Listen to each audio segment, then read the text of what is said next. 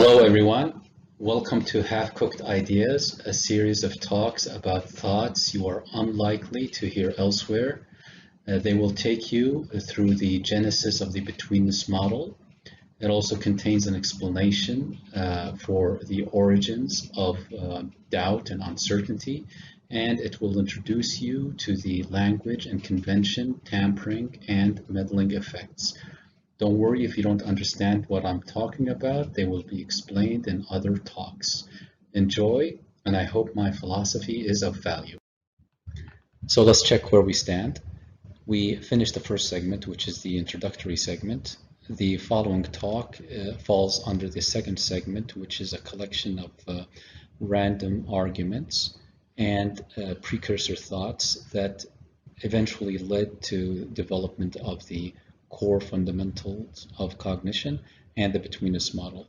After we finish this segment, we'll move to the formal argument segments about the core fundamentals of cognition and about the Betweenness model. Welcome back. This talk is going to be a merger of two entries or two talks, but prior to going forward, let's go backward one step and just summarize what we mentioned in the prior talk titled Being There, where we illustrated that all judgments throughout our existence are prepared from a prejudice sample, where that sample representativeness can always be questioned and can always be improved. In this talk, however, we will look at a specific type of judgment, namely, it is when we judge something to be purposeful or something to have intention or an obligation. Just to illustrate what I mean, I would like to share a story that made me laugh once when I heard that a Persian king got angry at a sea because it destroyed some of his property, and then he passed judgment against the sea, and his minions executed the judgment where they lashed the sea. So you can see that the Persian king sees that the sea and the storm that destroyed his property were doing it on purpose with intentionality. This is not uncommon throughout our human history. Also look at Hegel. He talks about the spirit of history and the purposefulness of history. He sees purposefulness in an unliving thing, namely history. Again, that is a recurrent theme throughout our human history. If you look at our history, you'll see people revering things and applying purpose to them, such as rivers and volcanoes. So there's going to be two talks. The first one is titled Wish This One Is Wrong the Most, and in my diary I mentioned the following. Some intentionality and purpose might be an illusion, as we are more likely to experience what survives and are less likely to recognize what goes extinct. I tried to elaborate on this in the prior talk titled Being There, so it might be useful to visit that talk before continuing with this talk. Okay, so the second talk is titled Reported Purposes May Be Cases of Mistaken Identity of Existence for Purpose. The claim here is that we see purpose more often than we should. Take this statement that I got off the internet. Seeing purpose more often than we should. Actually, this statement is an extreme. The statement claims that we always should be looking for purpose. I don't go that far, but let's read what this says. Nothing in life is without purpose, but not every purpose is known. When purpose is not known, abuse is inevitable. Regardless of the validity of this point, purpose is seen often. Sometimes it's not justified, and this leads us to this question: where does such perceived purposefulness comes from? Okay, so let's try to walk through a possible explanation of why we see purposefulness sometimes where there is none. Ask yourself, are your surroundings all that there is? Our intentional interactions are limited to what is noticeable. That's a no-brainer. Noticeable stuff must not cease to exist for us to notice them. Also, that's a no-brainer. We cannot notice something that ceases to exist. Things that cease to exist are not noticeable. Again, a no-brainer. Not ceasing to exist is common to all input. Any input or anything that causes you to perceive must exist, or you're not going to notice it, and you're not going to perceive it, and you're not going to process it, you're not going to judge it. It follows that all input must have a past, also a no-brainer. Therefore, having a past and existing in the present gives you or has possession of a quality of history. Therefore, it has an appearance of direction, therefore giving it the impression of purpose. So this directionality gives stuff that exists a purpose. Let's explain it in a different way. Your mind reports to you. Before it reports to you, it perceives. For it to perceive something, something has to exist. For something to exist, it must have a past. So things that are reported for you to process and judge and evaluate existed before, have a past, and now still exist in the present. And that directionality, time, past and present directionality, contaminates the reporting process. So the past-present directionality, we decided, must contaminate the reporting process, the way our brains presents the world around us, the way it projects it to us, the way it describes us, describes our surroundings to us. And this directionality sometimes can casually be seen as purposeful. Because it has a past and present, it might be confused for something that has purpose. So some of the stuff that we assign purpose to might just be a coincidence. This sort of bias has immeasurable impact on our thought and the way that we lead our life. So this is a possible explanation why purpose sometimes may not be justified. It's just we have a tendency to actually see purpose where none exists. So we can see that it may not be a stretch to imagine that some of the countless things with the quality of not cease to exist or that exist might be misassigned its closely related cousin quality of not without intent. Again, casually confusing directionality of something that exists with purpose or something with intent. We can also see that it may not be a stretch to imagine that some of the countless things with the quality of cease to exist or don't exist are unlikely to contaminate our reporting process,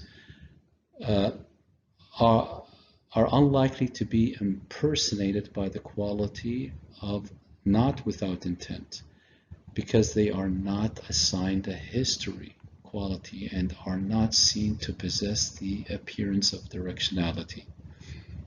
I know it's convoluted, but this is a possible explanation why throughout our history we might see purpose, intent, obligation where none really exist. Okay, let's do a thought experiment. Let's just imagine that our brains are able to perceive and report to you both things that exist and don't exist. Again, the quality of having a past is not necessary. This is just a thought experiment. If we were made aware of the unnoticeable, things that don't exist, it would likely flood us with inputs that would render all other inputs hardly noticeable. What I mean here by all other inputs are inputs from things that actually exist, leaving us to perceive a tidal wave of the exist ambiguous, because you have inputs from both things that exist and don't exist, things with a past and things with no past, hence the ambiguity.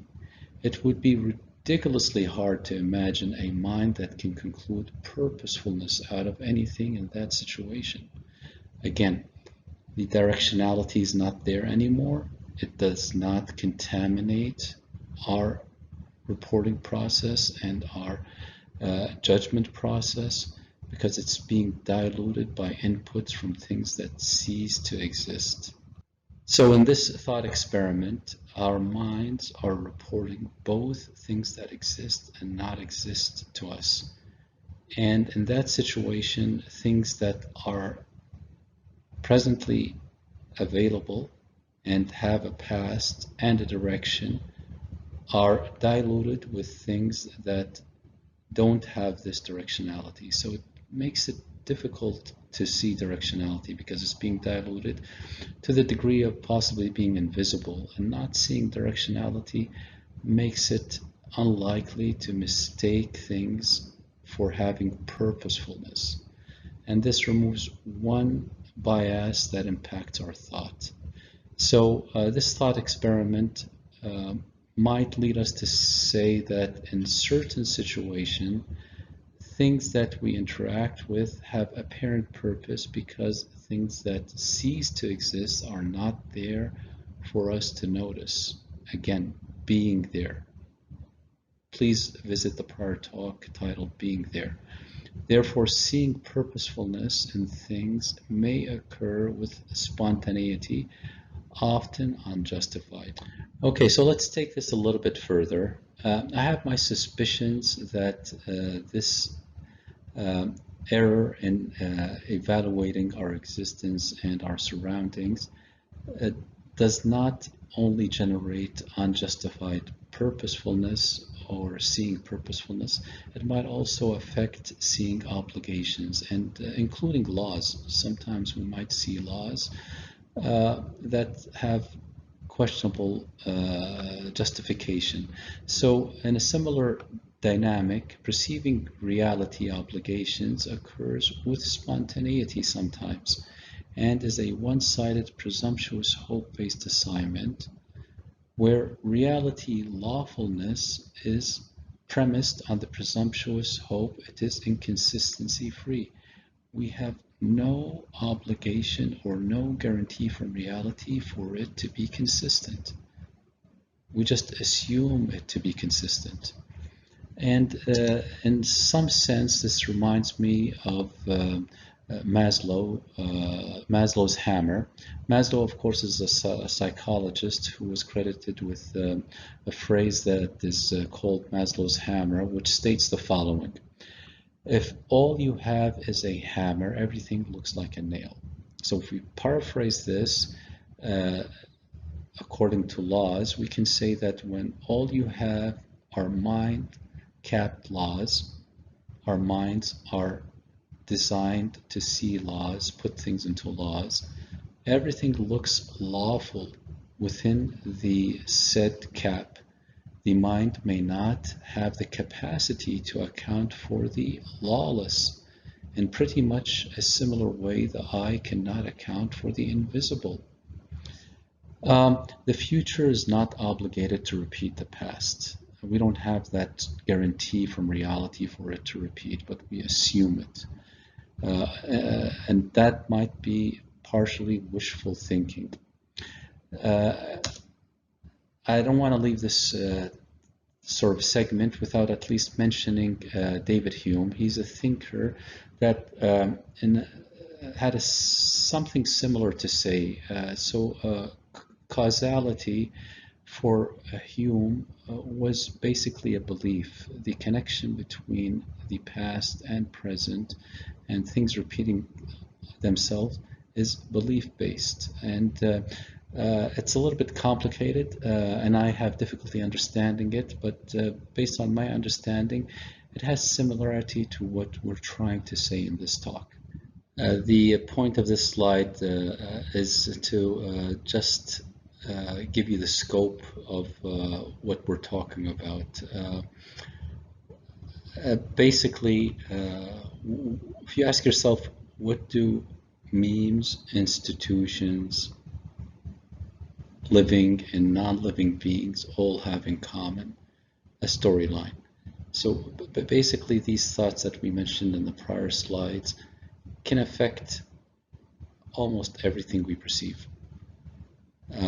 Ideas, buildings, organizations, nations, non-living things, history, disciplines, all of them have a storyline. These things have a starting point and a point further along, which might or might not be an end point. In between, there is a story with a direction. And with all these things having directionality, it's not difficult to imagine that sometimes this can be confused with things that are more than just having direction. Some of them might be confused or believed to possess something other than that, because of the sheer volume and scope of things that have direction. Some of them are destined to actually be presumed or perceived to be something with more than just a direction and a storyline. We might assign essence, we might assign purpose, we might assign obligation to things when we ought not to. Anyhow, I'm not saying that this contaminates everything, but it's not escapable because of the sheer volume of everything that has a storyline and direction. Some of it must be confused with something more than just having a storyline and direction. So now let's take a fun example of what we're talking about. So we're talking about seeing intentionality and purpose in things when there is none. Can manifest in several ways. Take this quote, for example, that points to seeing purpose in something devoid of purpose. Hanlon's razor states the following: never attribute to malice, again, malice is purpose and intention, that which is adequately explained by stupidity. So if you look closely enough, you'll find that people have noticed that we assign purpose more often than we should. And hence Hanlon's razor, we can paraphrase it to say, never say he did it on purpose when it is adequately explained by saying he is just stupid. Something unpurposeful being confused with something purposeful. If you look close enough, you'll find more examples of what we've been talking about in the prior slides.